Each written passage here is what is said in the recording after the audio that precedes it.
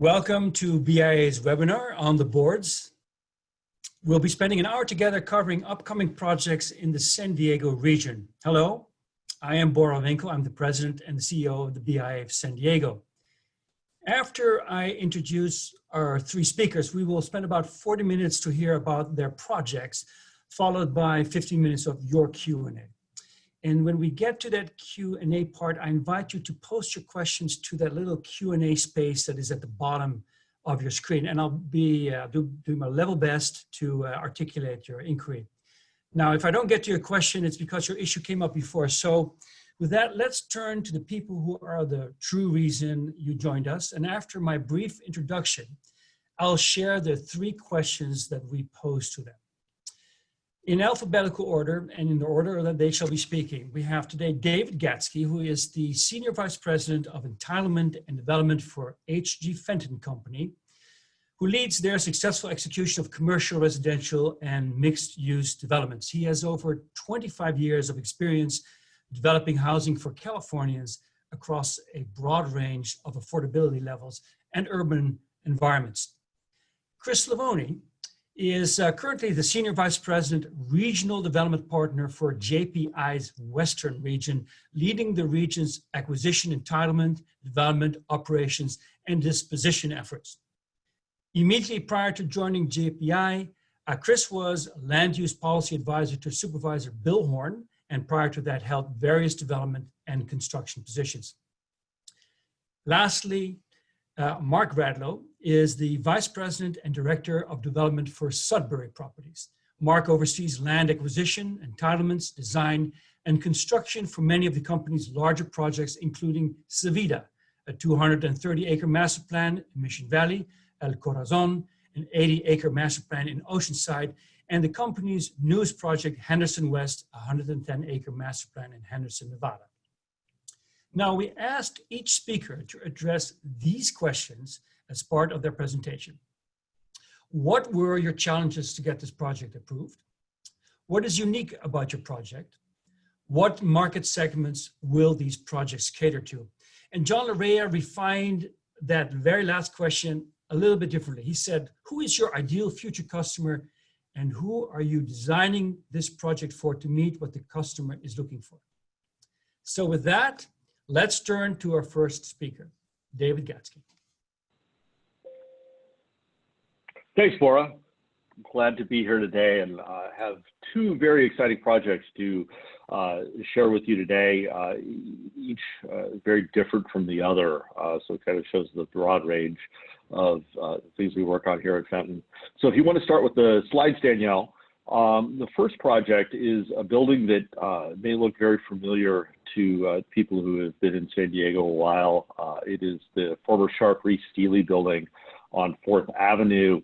I've been to urgent care in that facility when it was still a medical facility, and then Sharp built a new building across the street, and Fenton was fortunate enough to purchase the full block that included kind of an odd configuration of buildings. You'll see in the lower left kind of the original condition. This was a building that was originally built as a single-story clinic for Doctors Reese and Dr. Steely in 1926, shortly thereafter they expanded their practice, adding the second floor to that kind of Spanish revival building on the right. In 1937, they kind of pasted on this actually pretty uniquely detailed, you can't see it from this photo, but Art Deco building segment there in the middle, that's the three-story building. And then in the mid-60s, added this building on the left with the big entrance there in the brutalist style. And brutalist, we learned through this process, doesn't mean the building is brutal, although it kind of is. Brut is the French word for concrete, and it means exposed concrete. But this was a building that had a lot of exposed concrete and very little exposed windows. And so it presented kind of a unique challenge. What do we do with this? And working with the two historic buildings on the right, it was a pretty obvious project for a housing retrofit. The small doctors' offices and interior corridors re-subdivided pretty readily into small, efficient apartments. And so we saw the opportunity to take advantage of the city's 100% density bonus program and program a number of small units that are no larger than 600 square feet. And then we had some other challenges of figuring out what to do with the building that had no windows that I'll get to in the next slide. But to answer your question, Bora, about the future customer, we see this as an incredible location. You know, Bankers Hill is 4 blocks from Little Italy. It's 6 blocks from downtown. This site is a block away from Balboa Park and in a pretty vibrant and up-and-coming neighborhood. And so with a small average unit size, we saw it as an opportunity to appeal to someone who is budget-minded but wanted to be in the center of things in San Diego. And then we also saw the opportunity to really add a unique value proposition, people who want some character in their lifestyle. And so we've got these historic buildings. We don't have very many opportunities to reuse an old building here in San Diego, but we wanted to provide the latest amenities. And so you'll see that these small efficient units get a pretty nice appliance package and a nice modern kitchen. I think it'll be a great lifestyle. If you want to go to the next slide, Danielle, I could talk about some of the challenges that we had.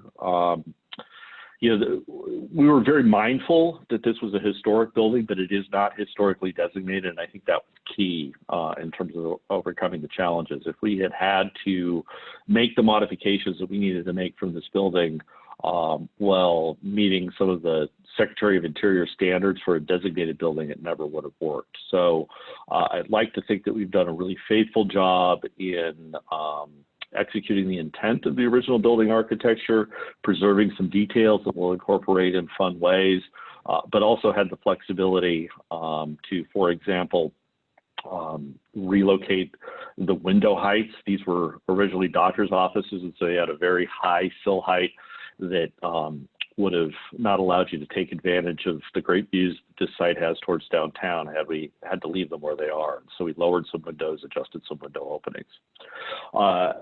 This was a by right project. We did not have to go through entitlement, but that doesn't mean it was an easy approval process.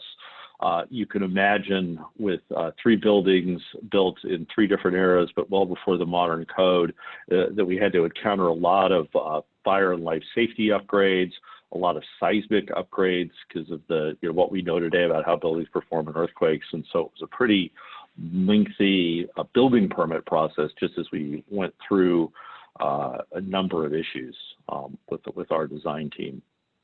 Other challenges are dealing with the existing box. It's a lot easier to do a ground up apartment when you can decide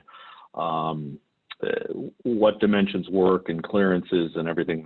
And even as we go into construction, I was on site yesterday dealing with washer and dryers not quite fitting because we had an inch or 2 bust in the as-built, and how do we work around that and keep moving forward. So I think you walk into these projects optimistically thinking, hey, if I've got walls, if I've got a roof, if I've got a foundation, it's going to be cheaper and I've got a head start versus new construction costs. And by the time you really figure out everything you have to change about that existing building to make it modern, to make it work for housing, you've probably spent about as much as you would have coming from the ground up. So we're under construction on this now. As you can see, that shot on the lower left is, I think, just a beautiful interior shot and shows you some of the character of these exposed concrete walls that these loft units are going to have. The elevator there in the middle, we're going to be able to take some of those elevator features and repurpose those into a small cafe that's going to be on the corner. And then we had a lot of fun figuring out what to do with the windowless building, and the solution was to cut the middle out of it so you had this big light and air courtyard in the center. And so that's that picture in the upper right. And so we've taken about 1/3 of that building square footage away, but created a really nice set of courtyard oriented townhomes and flats that'll create a really unique living experience. Construction has gone well. We started in July. We anticipate continuing until probably third quarter of next year as we move through each of these buildings. COVID has been a bit of a challenge, but we've got a contractor on site who's implemented some great COVID protocols, which has been important because we have had a couple of workers test positive, but because of the protocols in place, that hasn't spread or become a location where other infections have occurred. And so we've been moving forward and have had really strong participation from the subcontractor trade community. And so for the next project, we'll switch to something completely different and probably the opposite story in terms of entitlement challenges. And I want to give a big shout out to the BIA and the Project Greenlight program for really coming out into force and assisting us with this entitlement in Solana Beach. So our Solana Highlands is an existing 1970 built apartment complex that we're taking the opportunity after 50 years to redevelop from the ground up and add some density, add some affordable housing components, and create, I think, a really unique lifestyle. So again, to your future customer question, this is a West of 5 site with views of the Del Mar Racetrack and Fair, that in a neighborhood that is very popular because of its proximity to the beach, because of its proximity to shopping along Cedros. And so we wanted to elevate the housing. You know, a lot of the 1970s built homes in this neighborhood have gone through complete custom remodels and a very high-end lifestyle. And we found that the rental customer wants that same opportunity to live in a new home, to have modern amenities and space, and really live in a great location and a great lifestyle. So this is a journey that predated my time at Fenton. I've been working on this project for the past 3 years, but I think it started 7 or 8 years before I even got here in terms of design and conceptual, and working in these small jurisdictions where they have the opportunity to focus a lot and they care a lot about the quality of development. It's almost like no detail is too small to get into.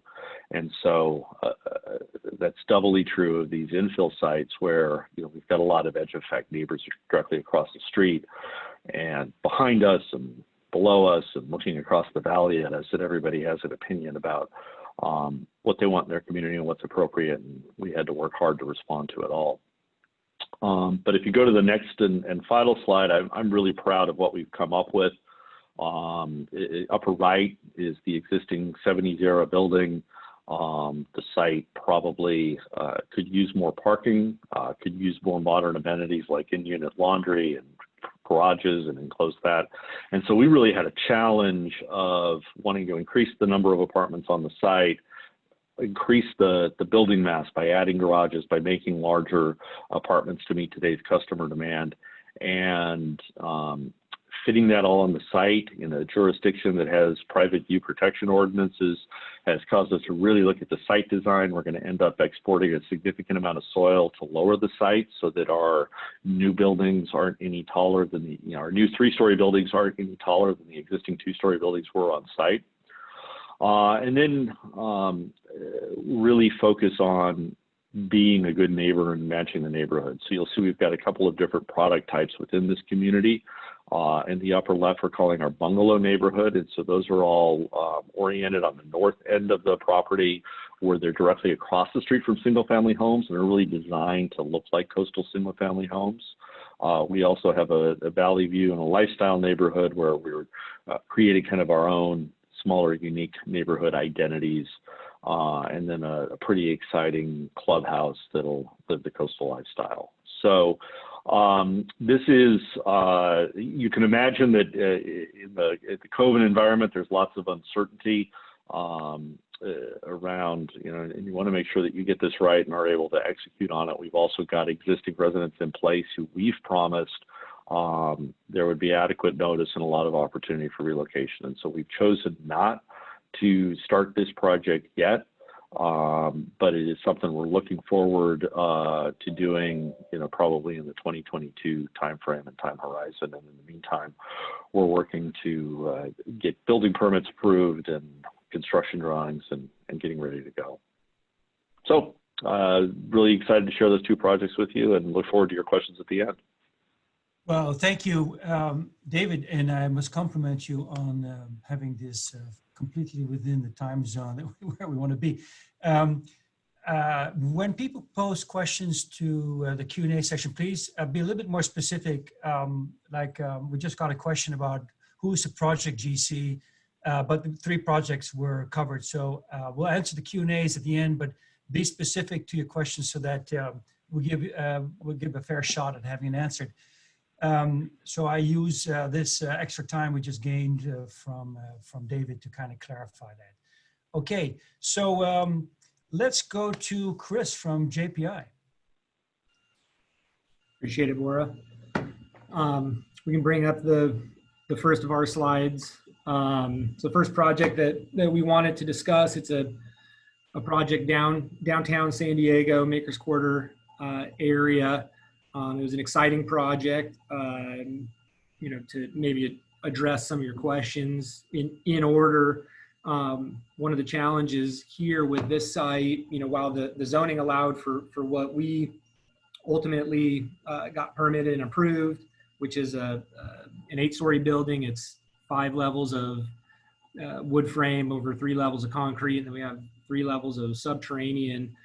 One of the big challenges that we had, Civic San Diego staff and the city and to some part the Civic board really were hoping to see a high rise here. The economics simply didn't allow for that. It didn't pencil as that type of product. So we wanted to, work closely and balance a lot of concerns and wants and needs and ultimately think we came up with a pretty fantastic project that met everybody's intents.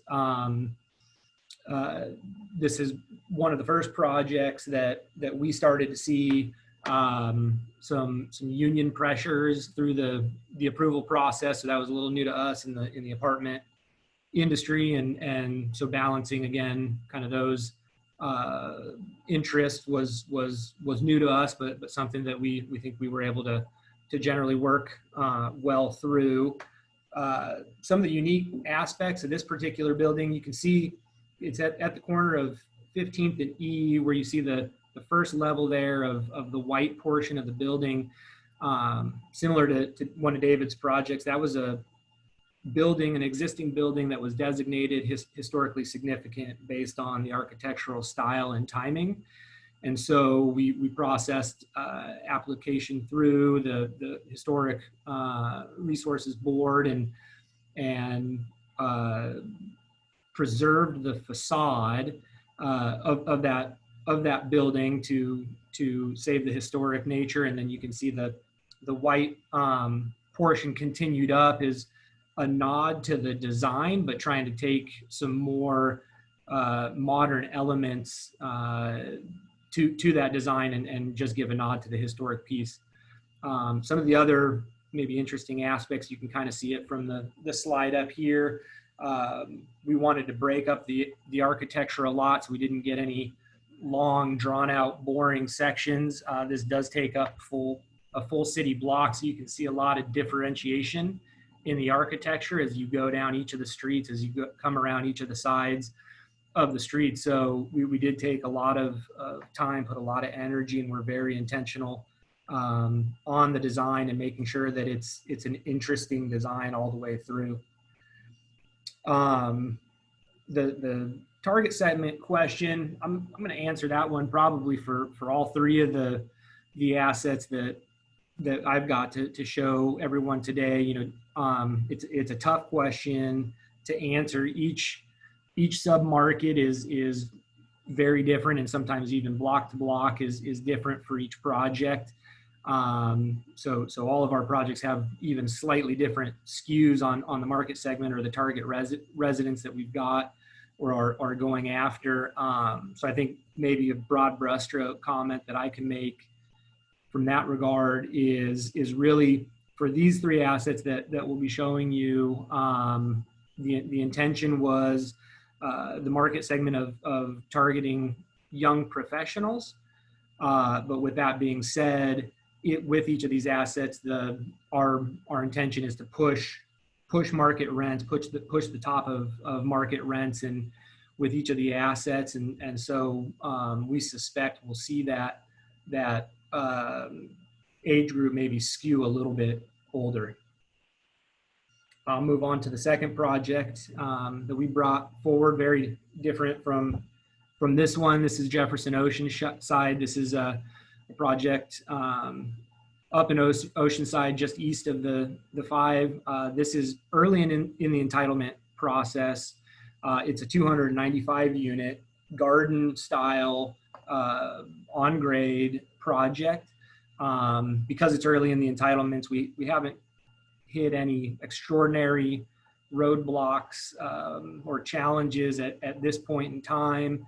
Some of the challenges that we will face, the site planning was a little bit difficult. We have some wetlands area on the site that we needed to steer clear of. The hillside that you can kind of see to the south of the project, or the bottom of the site plan there, we needed to design around in order to not have to make extraordinary improvements to the hill. But some of what we do need to do required a sensitive habitat taking, so we do have to process an application through both California Fish and Wildlife as well as the U.S.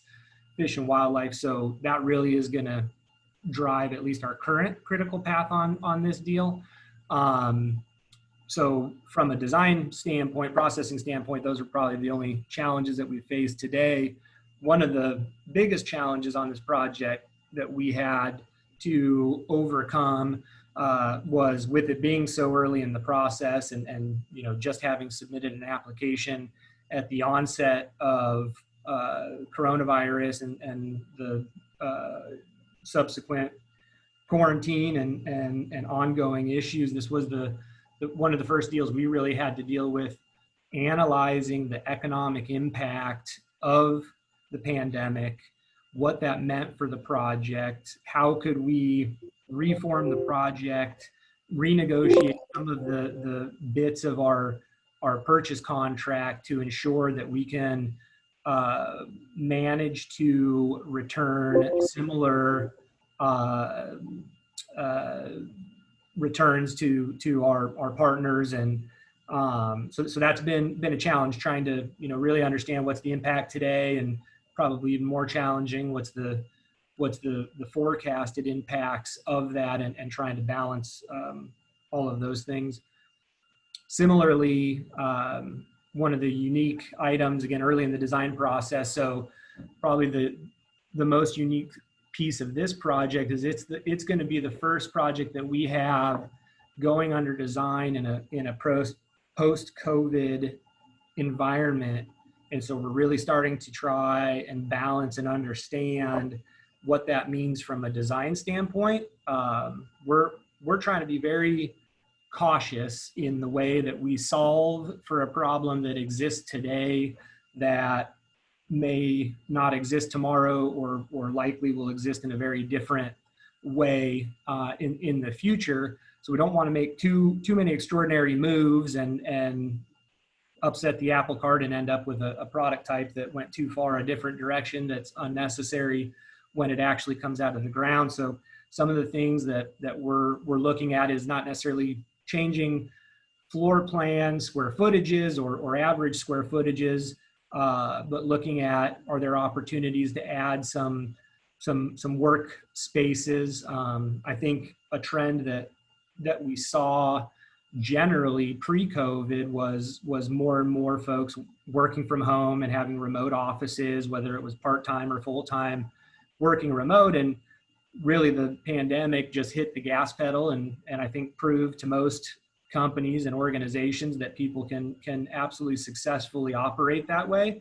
And so I think it sped up the idea of doing that. So I think that's one of the impacts that likely stays for a long period of time. And so we're trying to see within the square footages, are there things that we can adapt to there? And then when you have different commingled amenity spaces, what should those look like to address today's concerns, but make them adaptable to potentially tomorrow's realities?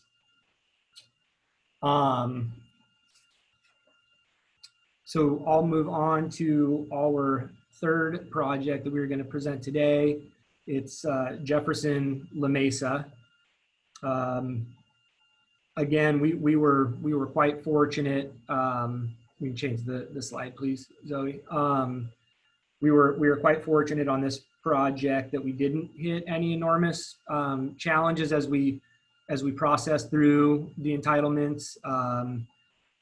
Probably the only initial challenge was at the onset of the process. We were the third developer on this property, and some of the things that had been done and discussed, and the way that the previous iterations of the project ran through the city, it gave the city a little cause for concern.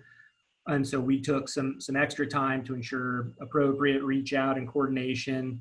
Again, very intentional and diligent about ensuring that we demonstrated that we were going to execute on the project that we were there to submit. So again, no major hurdles on that one. From a uniqueness standpoint, I think one of the cooler parts about this project is it's similar to Oceanside, is a 4-story on grade garden product type, but it is an urban infill project. And I don't think you see a lot of, at least it's less and less prevalent from sites that we're chasing and tying up, where you see an urban infill product that you're able to make it pencil and work as a project with a less dense product type. So that was pretty unique and exciting about this deal.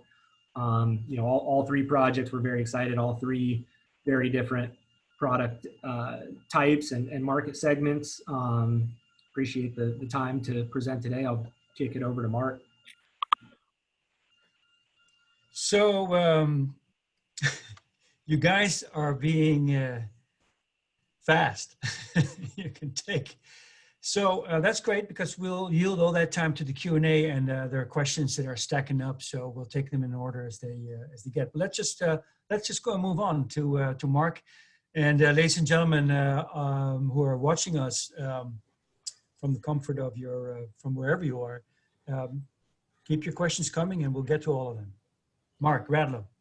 Hi, everyone. So I have a few more projects to go through. We have a pretty wide variety of types of projects, everything from residential to industrial, retail, and even an arena that I'll touch on. So, but I will keep it quick so we have plenty of time for Q&A. So the project I'm going to start with, which you see on the screen, is Carroll Canyon. It's up on the 15 and Carroll Canyon Road.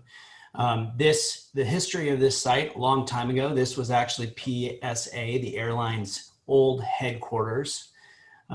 Subsequent to that, it was purchased by a church, Horizon Church. We then entered into negotiations with Horizon and originally had entitled, or gone down the path to entitle this site as retail, large format retail. And as we got very close to City Council, the mayor's office, the community came back to us and said, you know, we really are uncomfortable with having large format retail here. And so we've done something that we've typically have not done in the past. Typically, we don't take properties down until we have entitlements, but we had to perform under our contract with Horizon. So we actually closed this project before we received our entitlements. So we took all the entitlements that we had done, essentially threw them in the trash, and restarted and re-entitled this site as a residential apartment project with some retail on the front. So some of the big challenges, other than the entitlement challenges that we've seen on this property, is that is actually one that many people have, is dealing with utility companies. SDG&E has a large high pressure gas line on the west side of the site. When we were doing our due diligence and working through the issues with SDG&E, there were no problems. We weren't going to build on the gas line. We were going to have parking on the gas line. Subsequent to that, months later, SDG&E decided or determined through their interpretation of the easement that we have to go to the PUC. So we are now in the process, while construction is moving forward, having to go to the PUC to have the gas line relocated, or at least allow us to build upon the gas line. This is a wood frame project, so pretty straightforward in terms of construction style. We have not seen a lot of COVID issues. In fact, I don't think we've had any issues with COVID on this site. Some of the other projects we have seen some, and I'll point on those. So Zoe, if you could go to the next slide. So our next project is down in Chula Vista. It's the Otay River Business Park. We've done a few projects now that have been former either quarries or concrete batch plants. This site was partially a batch plant.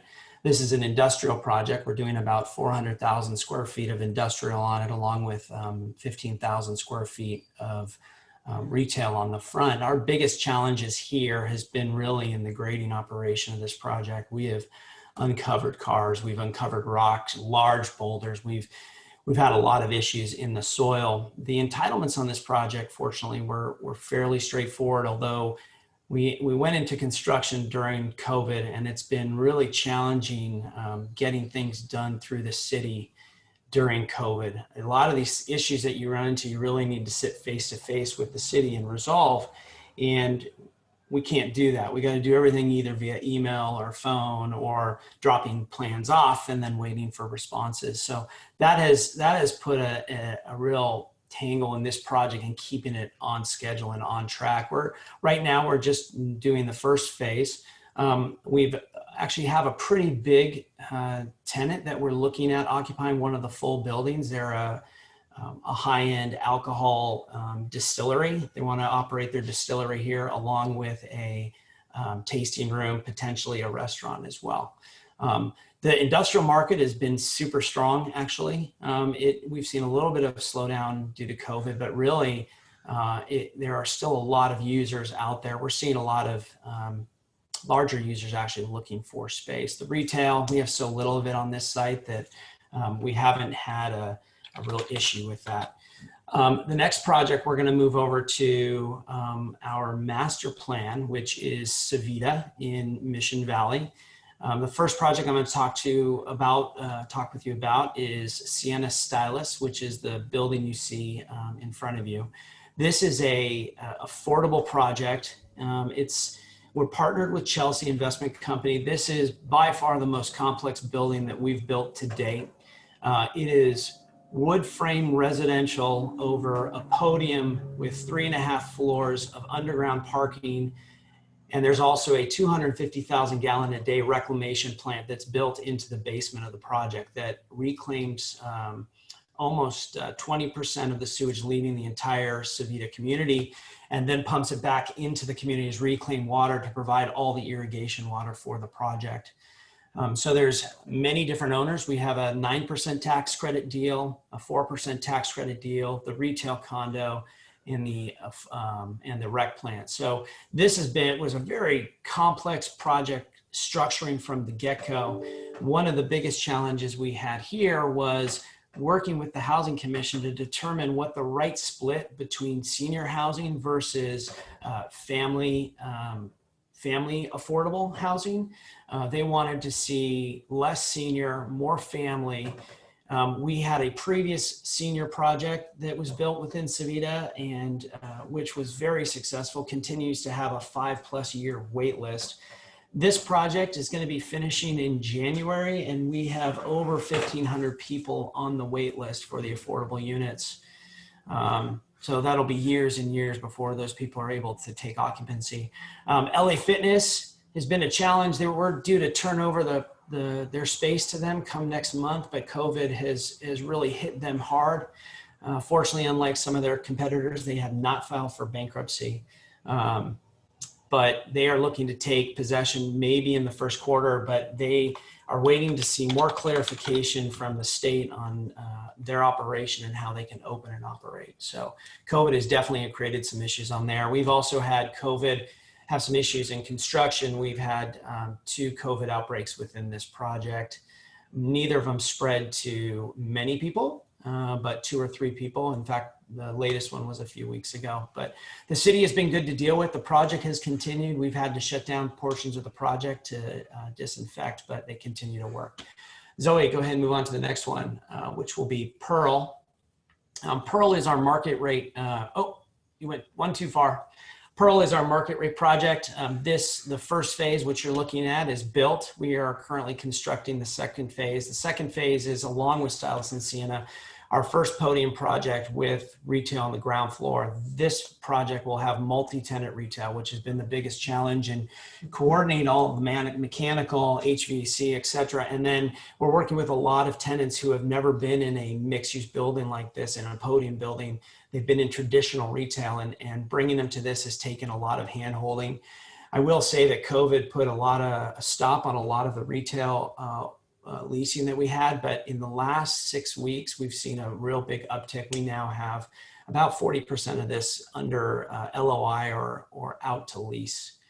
Now we're going to move on to Watermark, which is probably the project that has been most impacted by COVID for us. So Watermark is a 475,000 square foot mixed use retail project anchored by Whole Foods. There's 320,000 square feet in office headquarters for a local company, MedImpact, that we built prior to. We were actually getting ready to start this project right when COVID hit. And so we were staring down a $300 million project right at the start of a pandemic. So we put the pause on that, and we are working at phasing the project. Most of the tenants we have signed up are still committed. But we have to phase the project, because to take that much retail down in one phase with the situation we have right now is just problematic at best. And it's a big nut to swallow and move forward with. I have no doubt the project will continue, and we'll get it started within 2021. It's just trying to phase the project in a way that makes economic sense in light of today. Let's move to the next project. This is our other master plan here in San Diego County. It's called El Corazon. This is a brief outlay of it. The project was also a former quarry. We currently operate the SoCal Sports Complex, which is 24 soccer fields for soccer, lacrosse, etc. Several of the fields are public fields for the city of Oceanside use. Because of COVID, this facility is completely shut down right now. Which is a financial strain, because we have to keep the grass alive, but we're trying hard to get it reopened, and we do have some practice going on, but obviously the big tournaments that we hold are not happening. The rest of El Corazon is apartments and an arena and some retail. So if you switch, I'll talk about our first apartment project. So this is going to be the first apartment project, which we're in for building permit. It's 268 units. It's garden style. We have 5,000 square feet of retail. It's basically throwaway retail. The El Corazon specific plan required us to have some retail on the street frontage, 5,000 square feet of unanchored retail. Really, you basically exclude it from your business plan, because it's just not going to happen. And it's not going to be successful. The rental rates just are going to be so low that you really don't get any income from it.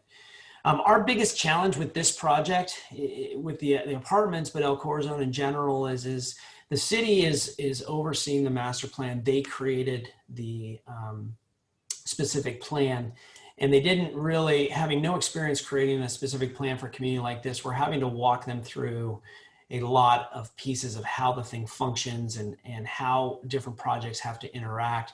There's also a very engaged and active private group, Friends of El Corazon, that are very involved in the project, and we meet with them regularly and walk them through the project. But their desire is to see the whole project be built out, which is really a 200+ acre public park.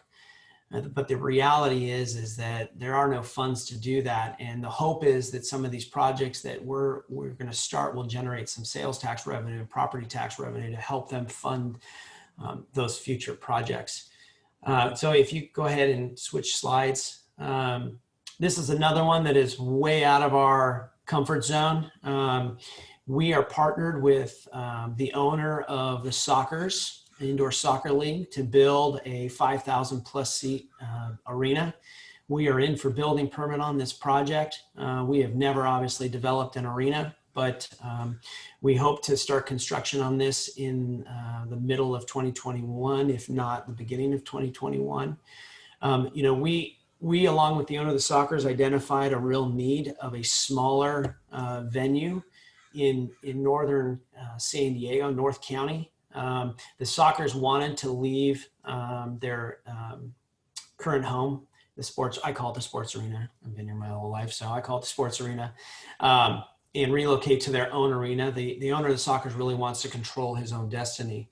And so we are a joint venture partner in this. He's leading the charge, but we are advising on the development of it. Landmark Watkins will be the contractor for it. So we're excited to go build and own an arena. And this venue will probably have 90 to 110 events a year. Indoor soccer, obviously, but really the bread and butter is going to be concerts. There's a lot of need for indoor concert venues. Now, obviously, COVID has changed everything right now, but we don't see that as a long-term issue. And this will take a few years to build. So with that, I'm a couple minutes under, so I'll kind of wrap it up, and I'm happy to answer any questions. All right, that was your wrap up, right? Okay. So I had a couple questions come through.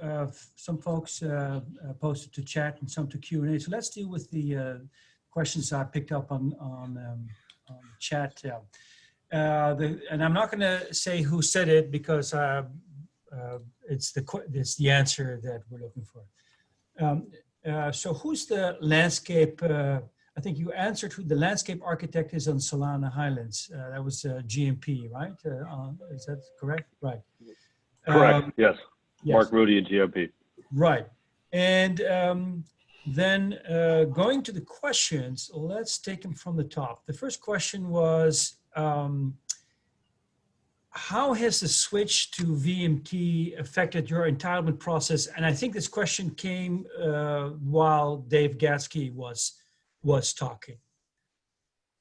How has the switch to VMT affected your entitlement process? Yeah, so Solana Highlands was approved prior to the effective date of SB 743. So I haven't done an EIR or a CEQA analysis at any depth on VMT. When we are working on other projects, they're primarily in the city of San Diego in transit served locations. And so the city is preparing or adopting its approach to that. But so far, I don't have much experience with that. Just in case this question was slipping over into Chris's speaking territory, maybe Chris, same question?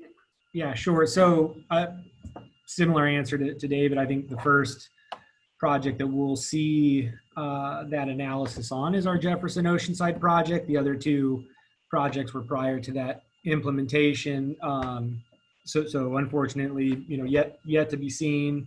I'll hope do we get credit for all the people working from home and not driving in this day and age to lessen those potential impacts. But yeah, I have the similar answer to Dave. We haven't had to really implement it or go through it yet. Mark? Yeah, I can touch on it a little bit. We have not done a project yet with VMT. However, we've been very involved in the VMT spreadsheet that's going around for computing what projects contribute based on VMT. And so we could have an all-day conversation, but traffic and trip generation and how trips spread out from a project is such a complex issue. It's next to impossible to put it into a spreadsheet. I will say that on our Watermark project, we used the city's VMT worksheet, and it was showing us having $50 to $60 million in payments to the city for traffic impacts. And it's going to take a long time to really figure out how to do this. And I see a lot of problems coming down with it because it is a very complex issue, and there's so many pieces of it that to really try and encompass it all into this simple VMT, I'm worried that it's going to be very hard to implement. Okay, so from VMT to this question, what type of outdoor amenities such as fitness areas, playgrounds, parks, are, if any, are included in the Solana Highlands project? Yeah, so it's a lot of Highlands, again, fitting that coastal lifestyle. We have incorporated a lot of amenities throughout the site. The primary is a large clubhouse that will have saltwater swimming pool, lap swimming, and then a lot of, beach theme amenities around that. We were also able to be creative with the large detention basin that we're required to put on site, but hopefully we'll have that during non-rain events as an open field recreation area for the residents, as well as, kind of landscape amenities scattered throughout the project. Thank you. Thank you, Dave. One of our viewers asked Chris this question: when is construction anticipated to start for the Maker's Quarter project? And I keep wanting to say the Maker's Mark project, but it's actually called the Maker's Quarter project, right? You're not the first to make that mistake. We may or may not have celebrated groundbreaking with Maker's Mark because it's close enough. But we've broken ground. We're well under construction. We actually started at the beginning of the year and have been going gangbusters since. Probably one of the COVID hiccups that we had. We got a little worried with the quarantine. Fortunately, the city of San Diego, put protocols in place to keep processing building permits, but we started with a portion of our permits and prior to the quarantine by 2 months, and we're a little worried we were going to get hung up with a big hole in the ground. But anyway, answer the question is it's underway. Okay, thank you. Got a question that I'll direct to Zoe and Danielle to answer after this seminar is over. There's an interest in getting the contact information for each one of you, and we'll make sure that gets distributed. For Chris, another question. Where is the Jefferson Oceanside project specifically located? Yeah, I apologize. I didn't make that clear. It's Oceanside Boulevard and Crouch Street. So truly just east of Interstate 5 and Oceanside Boulevard. Okay. It seems you're in demand, Chris, because the next question was specific to at least one of your projects, probably Makers. Great looking project. Is this ground floor retail at Makers Market? Is it? Yeah, it is for the majority of it. Again, we succeeded in doing four-sided architecture on that project. So where the historic building is, that's all mixed use, but then we do, as you move away from that area, we start to have some live work style units, and then move into just some ground floor direct access apartment units. So kind of a mix of all. And for the Oceanside project, what changes do you anticipate for low voltage design?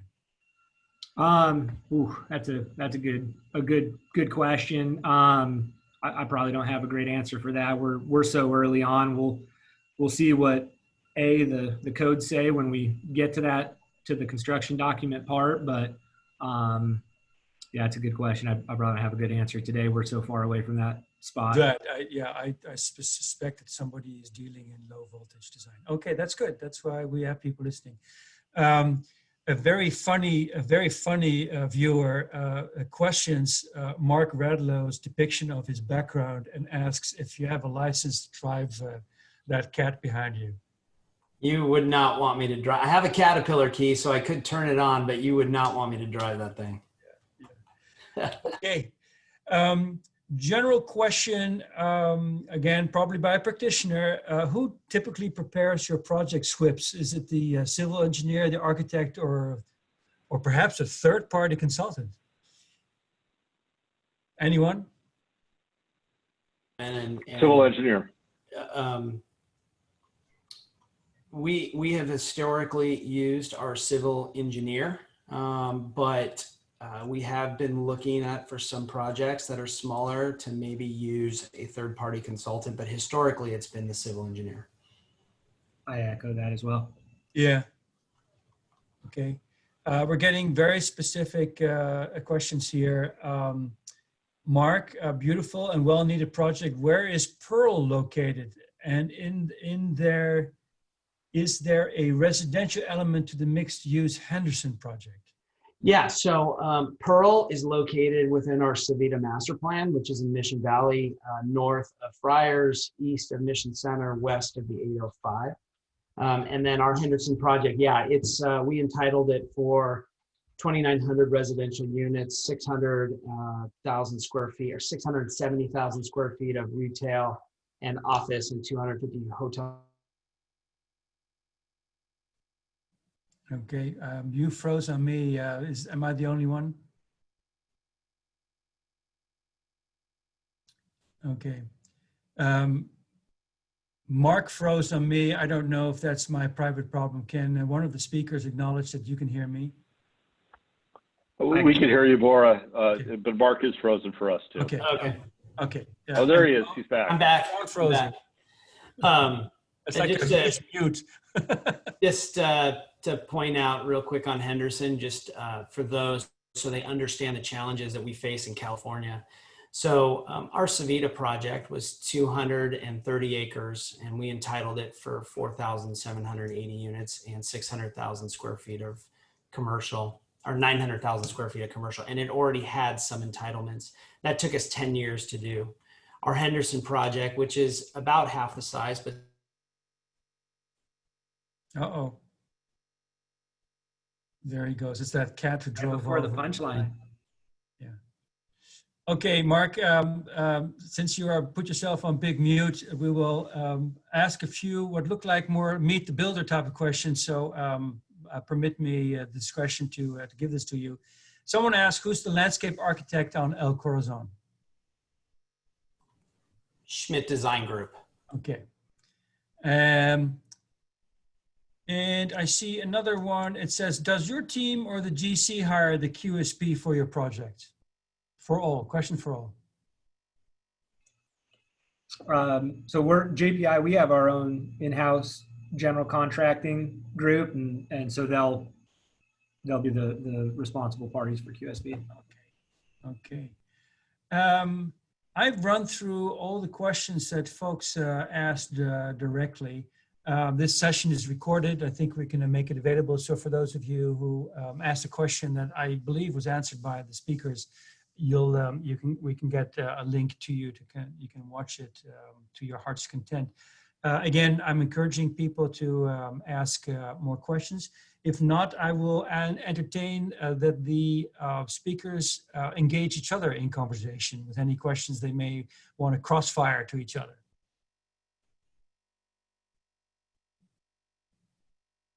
You want to take me up on that challenge? Am I still frozen? No. Dave, how much was historical involved on that project in Bankers Hill? Yeah, so I think the point that I really wanted to make is they weren't, and it's one of the things that helped make it successful. So we had a handshake agreement with Soho that we would rehab those buildings, but it was pretty, it was a commitment, a moral commitment, but it wasn't very specific.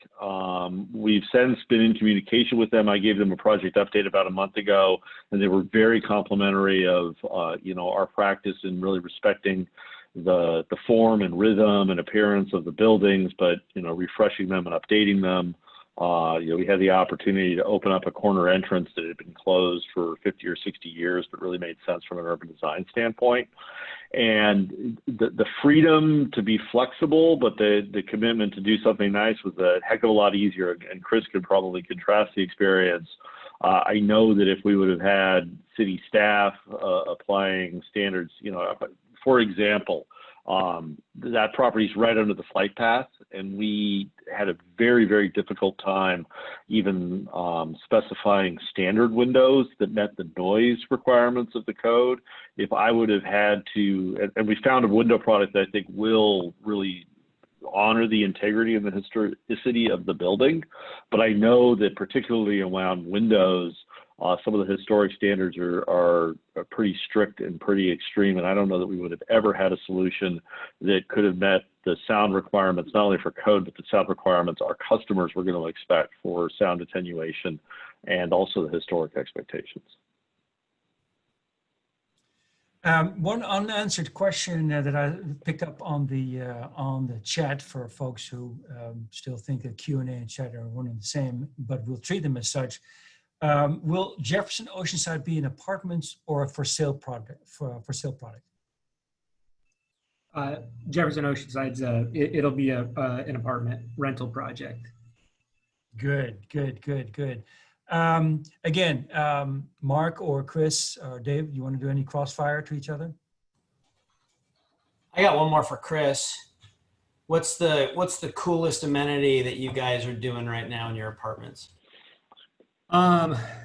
So we've got the coolest one that we've got right now is probably on one of our Anaheim projects. We've got a number of assets in Platinum Triangle.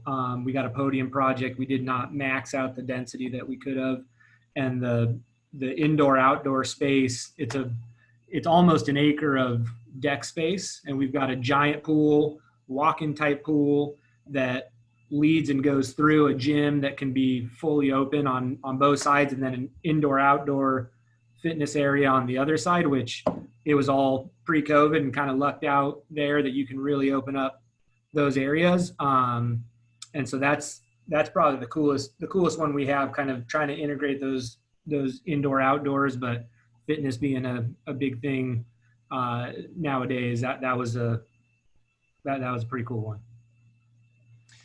So we're coming up to 3 minutes prior to close.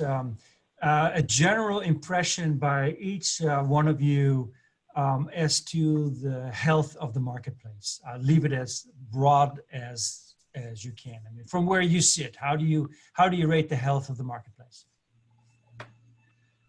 I'll jump on that first from the apartment side. You know, we, again, kind of existing assets under construction or deals that are under contract. It was concerning early on with the compression of rents, obviously not lining up with pro forma forecasting lower rents, figuring out how you balance that. As this has continued to go on, the pandemic has continued to move forward and things are beginning to open back up. We've actually seen a pretty good movement back to the positive, and the impacts look like they may be, you know, less in some areas. We were forecasting some pretty heavy compressions and that are a fraction of what we thought, and our forecasting and outlook is better. So I think overall the health of the market, and so long as we can continue forward in opening things back up, letting people out, letting businesses run, I think we're going to weather this okay. Okay. By the way, a couple of late breaking questions, and I want to defer to those who asked it rather than that we play economist on TV here. So let's go to a question that just came in. I noticed some new projects in Oceanside. Do you see more residential type projects in the future, or is Oceanside getting landlocked like other cities in San Diego? Brief answers, please. Anyone? I think probably Mark or I could answer that. You know, we've chased a couple, the one that we have now in Oceanside, and then we've chased a couple others that we were not fortunate enough to win, but do see it as a fairly pro-development city, and they're doing a lot of the right things, and it's a community in an area that at least JPI is pretty bullish on. So I think you'll start to see some more residential deals pop up there. I would echo that. I will say though that the current election cycle in Oceanside could have a huge impact on development in Oceanside. So we'll have to wait and see what happens in November. It could go really two very, very different ways. Right now, business friendly, development friendly, especially in the part of senior management and elected officials. But it's one of the cities I could see changing the most, depending on how things go. Okay. Yeah, you're spot on with that, I would say, Mark. I'm taking one more question because the hour is up. comes from an architect. If one of you could comment on the value of adding co-working flex space as an indoor amenity for future multifamily projects in light of the work from home phenomenon, which will likely continue beyond any COVID type situation. Yeah, I could jump in there. I think it's interesting to note that that phenomenon started pre-COVID and was with us before, and COVID may be an accelerator because we all learned how to use Zoom and how to use Microsoft Teams and some other resources and found that in a lot of cases they could be pretty effective. So yeah, I think that trend is with us to stay, and it comes down to flexibility. I don't think you're going to see a lot of single-use business centers like you may have seen in apartment complexes of the past. It's really how do we get use out of that space 18 hours a day? How is it a place that residents can come together and have coffee in the morning, bring their laptop and work quietly during the day, and then transition back into a social space in the evening? Yeah, so there's also some movement to even look at in the individual units. You're not necessarily increasing square footage, but you might be creatively looking at how you space plan the unit to allow a corner for a desk or something like that as well. So the very last question, I know I said last 2 questions ago, but I want to favor this person. How might the office space in El Corazon need to be reconfigured due to potential changes in office space needs? So we don't have office space in El Corazon, but I'll speak to the office space needs and potential changes. Right now, you see companies like Microsoft coming out and saying, okay, we're going to let our employees work up to 50% from home. Well, that's definitely going to change space planning for a lot of these bigger tenants. They're going to go to even heavier on the cube side or hot desks where you have multiple people using the same desk. We do have several projects that have office in the planning stages, and we're definitely revisiting how much square footage we're doing in those projects because we're not sure the demand for as much office space is going to be there. Okay. Before the Zoom people just cut the cord, I am extremely grateful for the 3 of you to have come on and to give of your time to the benefit of the industry. Again, this event was recorded, so we can make it available to all. We'll distribute also your contact addresses so that people who had a question that they really would have liked to have had answered to, they can pose those questions to you directly. Again, thank you very much, ladies and gentlemen. Thank you for tuning in. Be sure to go to the biasandiego.org website as a member to look at our voter guide, and be sure to vote on November the 3rd. Thank you very much and have a great day.